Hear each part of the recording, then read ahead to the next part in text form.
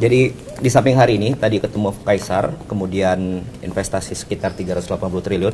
Jadi besok Bapak Presiden akan bertemu juga dengan Perdana Menteri Sanae Takaichi, Perdana Menteri Jepang. Nah, untuk perjanjiannya sudah ditandatangani sebelumnya. Pada intinya ini membuktikan bahwa kepercayaan internasional dalam hal ini pemerintah Jepang, baik oleh pemerintah Jepang maupun para pengusaha di Jepang ini terhadap Indonesia itu tetap besar, tetap komit dan bahkan proyek yang akan segera dilaksanakan ini adalah salah satu mungkin yang menjadi salah satu yang terbesar yang akan segera dilakukan. Di Peraturan Menteri SDM tahun 2022 itu telah mengatur dua formulasi tentang harga BBM. Satu harga BBM industri dan satu non industri. Kalau yang industri tanpa diumumkan pun dia terus terjadi berdasarkan harga pasar. Jadi mau diumumkan atau tidak diumumkan dia akan mengikuti harga pasar. Itu yang industri. Assalamualaikum warahmatullahi wabarakatuh. Nah, barusan sahabat Om sudah lihat kan? Itu adalah cuplikan dari kunjungan ke negeri Jepang, yaitu ada Bapak Seskab, juga Bapak Menteri SDM, juga Bapak Menteri Investasi. Nah, dalam video kali ini Om Ted ajak kalian untuk menonton liputan terkini dari mancanegara ya, yaitu kunjungan Bapak Presiden Prabowo yang selama di Jepang mendapatkan investasi yang luar biasa ya. Barusan sudah lihat cuplikannya, mari kita akan simak videonya lengkapnya yang berikut ini. Juga ada isu kenaikan BBM, apakah BBM tahun ini akan naik, bulan ini akan naik. Jadi kita saksikan sama-sama penjelasan dari Menteri SDM yaitu Bapak Bahlil. Bapak Bahlil. Kita lihat.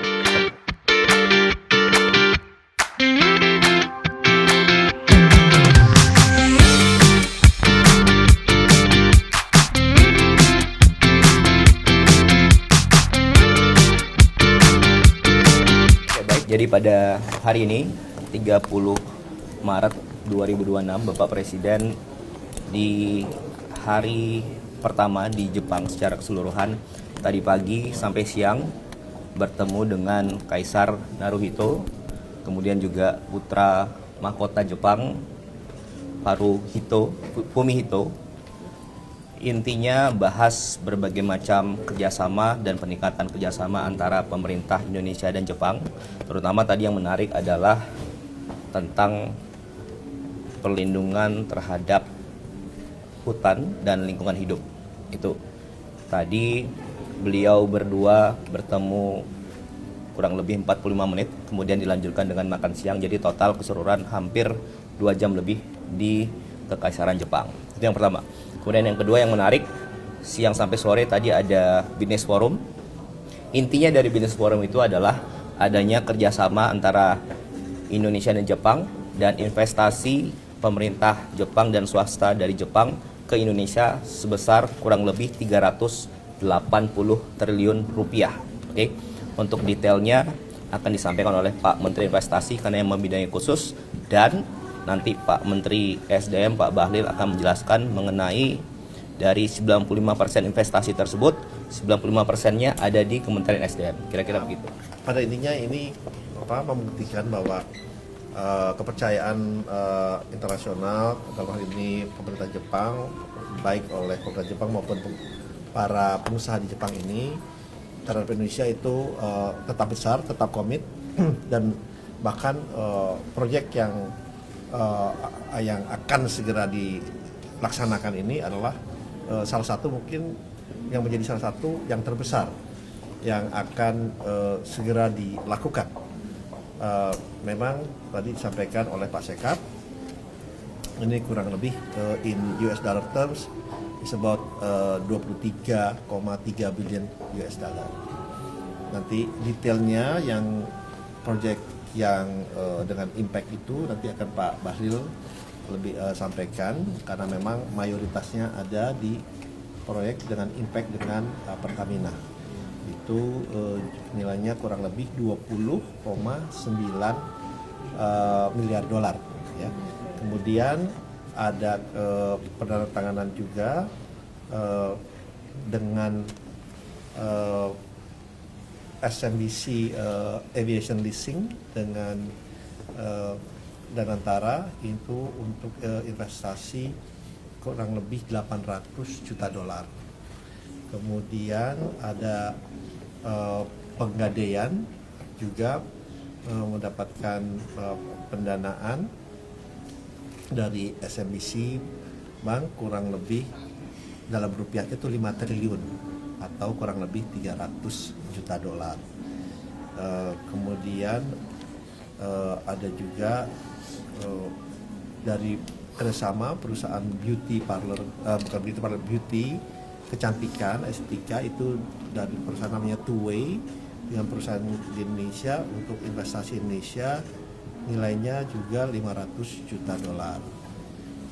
Dan investasi di plasma darah juga nilainya itu 1 billion US dollar. Jadi ini untuk plasma darah adalah investasi kedua setelah SK Plasma dari Korea.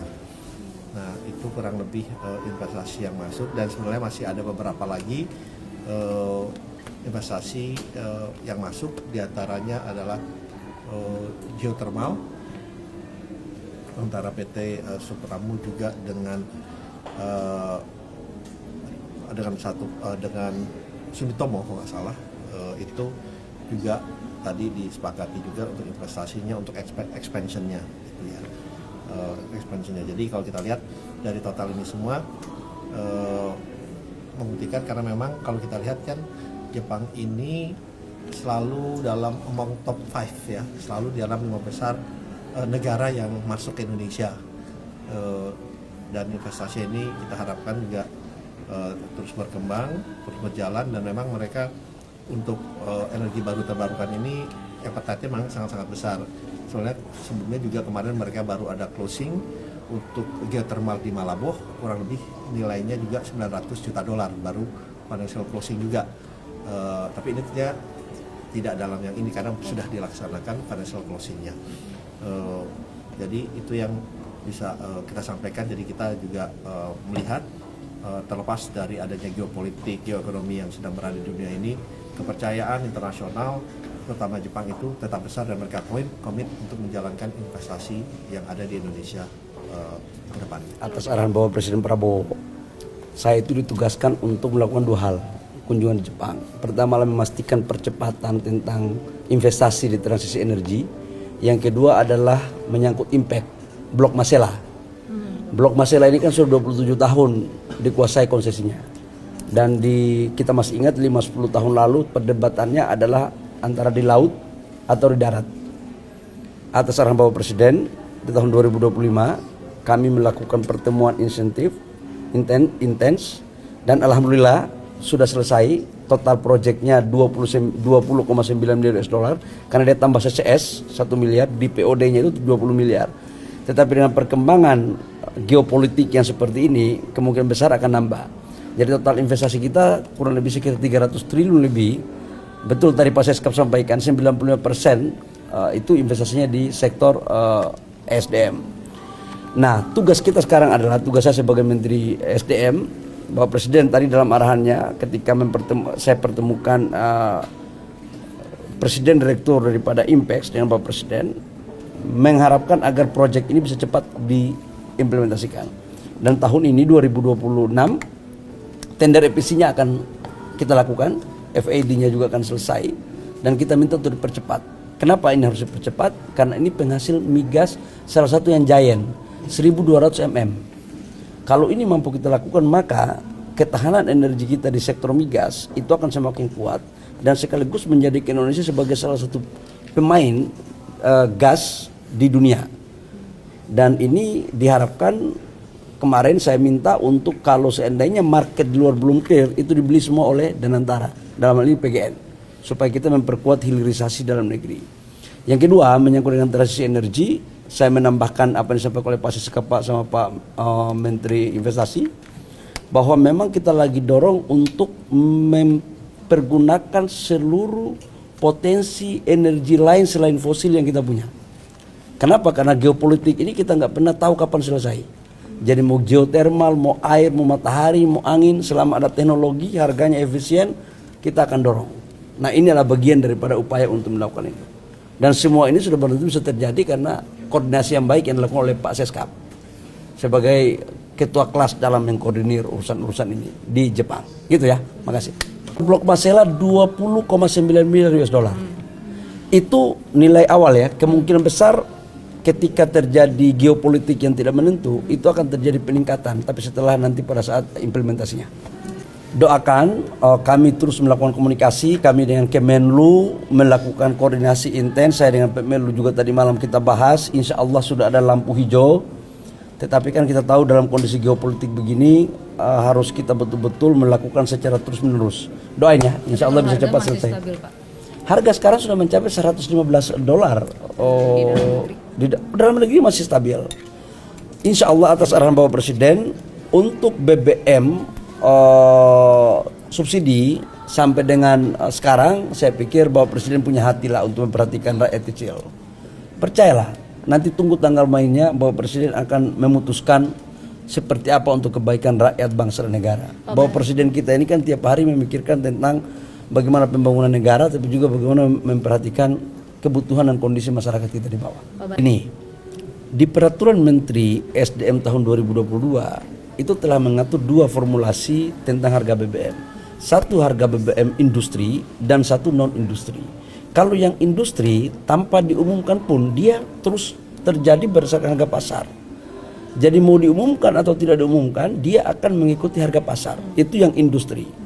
Apa itu definisi yang industri? Adalah bensin RON 95, 98. Itu kan orang-orang yang mampu lah, seperti mohon maaf, contoh Pak Rosan, Pak Seskap, masa pakai minyak subsidi, ya kan? Dan selama mereka mau jalan banyak, selama ada uang untuk bayar, monggo. Tugas negara menyiapkan. Yang membayar mereka, itu tidak ada tanggungan negara sama sekali. Yang kita fokus itu adalah menyangkut dengan subsidi. Nah, tadi saya katakan bahwa subsidi tunggu tanggal mainnya. Insya Allah saya yakinkan bahwa Bapak Presiden dalam membuat kebijakan selalu mempertimbangkan dan memprioritaskan tentang kondisi masyarakat. Insya Allah baik. Nanti tunggu tanggal mainnya ya. Jadi di samping hari ini tadi ketemu Kaisar, kemudian investasi sekitar 380 triliun. Jadi besok Bapak Presiden akan bertemu juga dengan Perdana Menteri Sanae Takaichi, Perdana Menteri Jepang. Nah, untuk perjanjiannya sudah ditandatangani sebelumnya. Oke. Jadi investasi tadi itu adalah bagian dari seluruh perjanjian Indonesia Jepang. Oke. Itu. Kemudian yang kedua, besok sorenya akan dipertemukan dengan sekitar 12 pengusaha terbesar Jepang oleh Pak Menteri Investasi dan Menteri SDM dengan Bapak Presiden seperti yang dilakukan kemarin di Amerika. Nah, kesimpulannya apa? Jadi intinya adalah Indonesia dengan investasi yang begitu besar di sini, tadi Pak Presiden datang 380 triliun investasi datang, gitu kan? Itu adalah bukti bahwa Indonesia menjadi magnet investasi dunia. Itu yang pertama. Kemudian yang kedua, di luar semakin mantap untuk berinvestasi di Indonesia. Itu aja kira-kira. Oke? Terima kasih teman-teman semua. Yang jelas trust global kepada negara kita semakin hari semakin paten. Kalau ini bisa dikutip sebagai mantan menteri investasi ya.